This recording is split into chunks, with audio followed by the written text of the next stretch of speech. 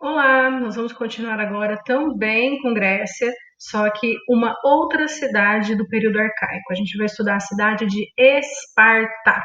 E aqui nós temos justamente uma tela para comparar Esparta com Atenas, que é uma outra cidade grega. Atenas estava localizada lá na Ática, uma região extremamente ruim para a agricultura. Tem até um mapa aqui para a gente ver, dá uma olhada. Aqui, Grécia Antiga, eu tenho aqui Atenas, na Ática, tá? É uma região de solo como a maior parte da Península Balcânica, com poucas condições favoráveis para a agricultura. Vamos voltar? Atenas teve que desenvolver como base econômica o comércio marítimo, já que sua agricultura ela não era muito eficiente. Porém, Esparta está localizada, vamos lá de novo, na Península do Peloponeso, que é essa daqui, ó, parece uma mãozinha. Aqui está Esparta. E Esparta está numa região de fertilidade. O que aconteceu? Base econômica de Esparta, agricultura. E é daqui que eu vou começar, por quê? Porque a base econômica vai dar uma característica completamente diferente para Esparta. Esparta é exceção mesmo. Exceção por quê? Não vai desenvolver democracia. A maior parte da Grécia vai copiar Atenas, porque Atenas é uma cidade modelo, né? Muitas copiam, né, esse modelo democrático, mas Esparta não. E a resposta está na agricultura. A sociedade agrícola vai ser uma sociedade mais conservadora. E isso vai fazer com que, oligarquicamente, ela permaneça durante toda a sua história. E dentro dessa oligarquia, os mais velhos eram aqueles que tinham, digamos, o principal ponto político. Então a gente chama essa política oligárquica de gerontocracia. Geronto, idosos, anciãos, política dos mais velhos.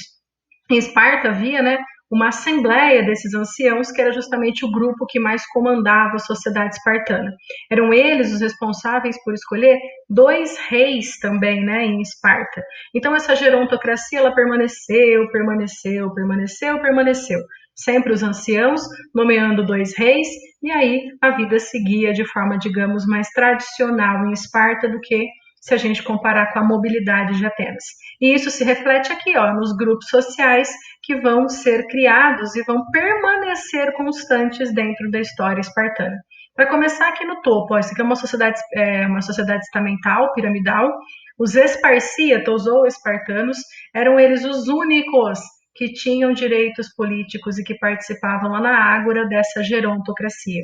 Periecos e ilotas eles eram excluídos. Por quê? Porque o esparcíta era o dono da terra fértil do Peloponeso, que desenvolvia agricultura.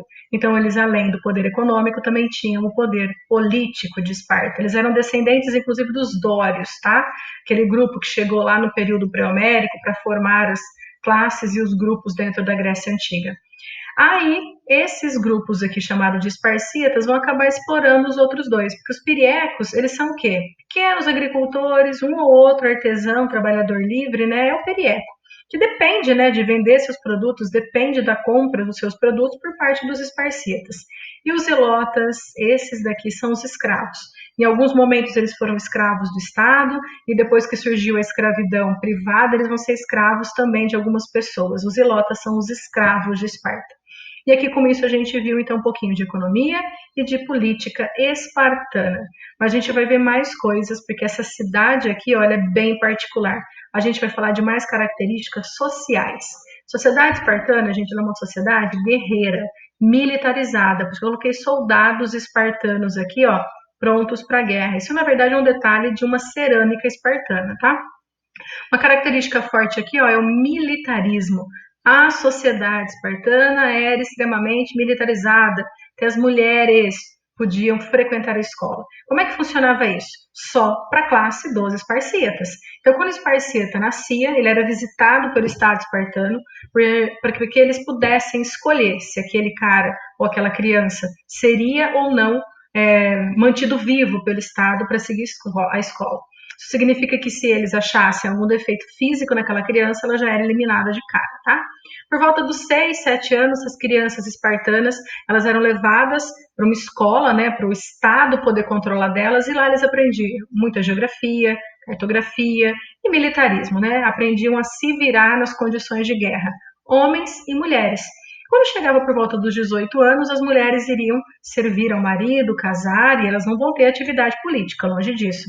E os homens vão continuar treinando até por volta dos 30 anos com a sua vida militar. Então, o militarismo ele era muito forte em Esparta, né? Diferente de Atenas, que era mente sã e corpo são. Esse tipo de educação voltada para a disciplina, na qual o líder ele é autoritário, isso não privilegia muito o raciocínio e a lógica, né? Esse tipo de educação autoritária a gente chama de educação lacônica, ou, como eu coloquei aqui, é um tipo de ensino do laconismo. Certo? A gente encerrou Esparta. Beijinho, até a nossa próxima aula.